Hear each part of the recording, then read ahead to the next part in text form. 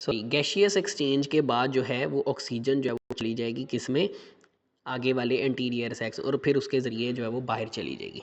तो ये पैराब्रोंकाई के बारे में था। अब एयर सेक्स के बारे में भी थोड़ा सा समझ लें। एयर सेक्स जो हैं वो कहता है परिंदों के जो फेफड़े होते हैं they developed several extension. Extension का मतलब होता है बाहर को निकली हुई चीज़। तो ये जो फेफड़े होते हैं ना, यहाँ पर आप देखें ये फेफड़ा है, तो फेफड़ों से ही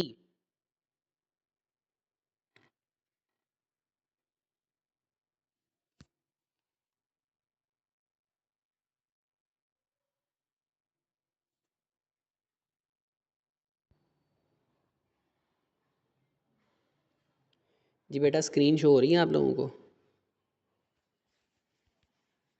यस सर हो रही है। अच्छा यस सर।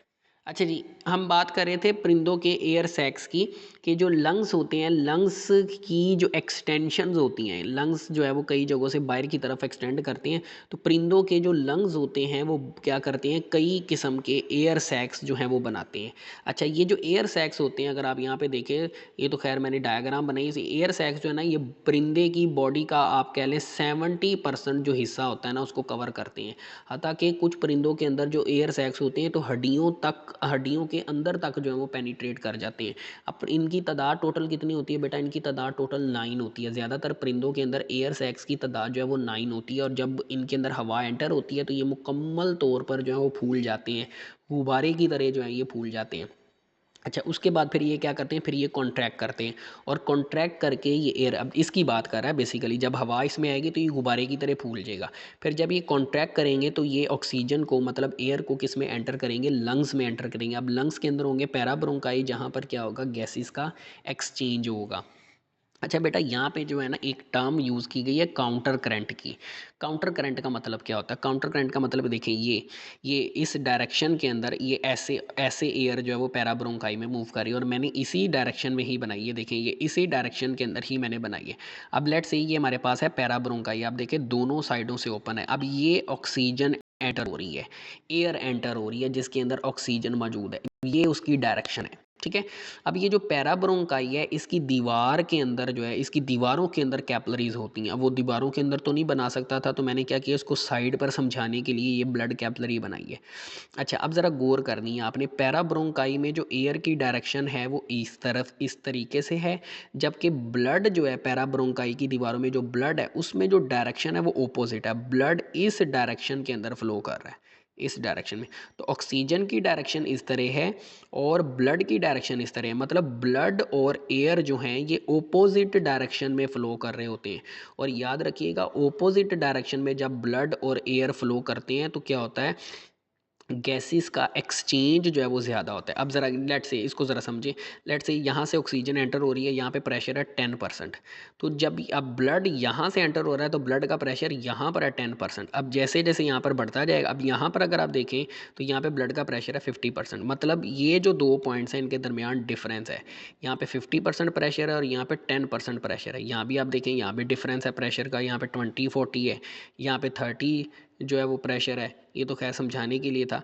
20 है, 40 है, तो मतलब हर दो पॉइंट के दरमियान प्रेशर डिफरेंस होगा, और इस प्रेशर डिफरेंस की वजह से ही गैसेस क्या करेंगी, मूव करेंगी from high concentration to low concentration. तो काउंटर करंट का मतलब होता है, वो क्या कहता है, वो कहता है जी पैराब्रोंकाई के अंदर क्या होता है, जो direction of flow of blood और एयर जो होते हैं ना ये एक दूसरे के ऑपोजिट होते हैं। कि पैराब्रोंकाई में जब एयर का डायरेक्शन जो होती है और ब्लड की जो डायरेक्शन होती है वो ऑपोजिट होती है। इससे होता ये है कि गैसेस का एक्सचेंज जो है वो ज़्यादा से ज़्यादा होता है, गैशियस एक्सचेंज जो है वो ज़्यादा से ज़्यादा हो जाता है। जब दो चीज़ें ऑपोजिट डायरेक्शन में मूव करती हैं तो उनके दरमियान प्रेशर डिफरेंस क्रिएट होता है। प्रेशर डिफरेंस जब क्रिएट होगा तो अल्टीमेटली गैसेस के मूव करने की स्पीड जो है वो बेटा ज़्यादा होगी। तो इस तरीके से परिंदों का रेस्पिरेटरी सिस्टम जो है वो काम करता है। इसमें पैराब्रोंकाई होते हैं और दूसरी साइड पर एयर सैक्स होते हैं। हवा जो है वो नेरीज़ के थ्रू, अब ज़रा फ्लो चार्ट समझिएगा, नेरीज़ के थ्रू जो है एयर एंटर होती है फेरेंक्स में, फिर फेरेंक्स से जाती है ट्रैकिया में, ट्रैकिया से जाती है पीछे वाले एयर सैक्स में। इसमें ऑक्सीजन वाली एयर आ रही है बाहर से, फ्रेश ऑक्सीजन। अब ये कॉन्ट्रैक्ट करेगा तो एयर जिसमें ऑक्सीजन होगी ये लंग्स में चली जाएगी, मतलब पैराब्रोंकाई में चली जाएगी, यहाँ पे गैशियस एक्सचेंज होगा। उसके बाद कार्बन डाइऑक्साइड वाली एयर जो है क्योंकि अब एयर के अंदर कार्बन डाइऑक्साइड आ गई है, गैशियस एक्सचेंज की वजह से वो आएगी इंटीरियर एयर सैक्स में, और इंटीरियर एयर सैक्स जब कॉन्ट्रैक्ट करेंगे तो इस नाली के ज़रिए फिर ट्रैकिया में आएगी एयर, और फिर फेरेंक्स में, और फिर नेरीज के थ्रू कार्बन डाइऑक्साइड को बॉडी से बाहर निकाल दिया जाएगा। तो आप देखें लंग्स के अंदर सिर्फ जो ऑक्सीजन का फ़्लो है, एयर का फ़्लो है, वो सिर्फ एक डायरेक्शन में ही हो रहा है। तो इस तरीके से बेटा परिंदे का रेस्पिरेटरी सिस्टम जो है वो काम करता है। आपने ये वाला सारा टॉपिक लिखना है, ठीक है, ये वाला सारा टॉपिक लिखना है। और बेटा आप लोगों ने ना ये वाली डायग्राम बनानी है, ये वाली डायग्राम, ये वाली डायग्राम्स नहीं बनानी, ये मुश्किल है और ये समझाने में भी मुश्किल है। ये वाली डायग्राम बेटा आप लोगों ने जो है वो बनानी है।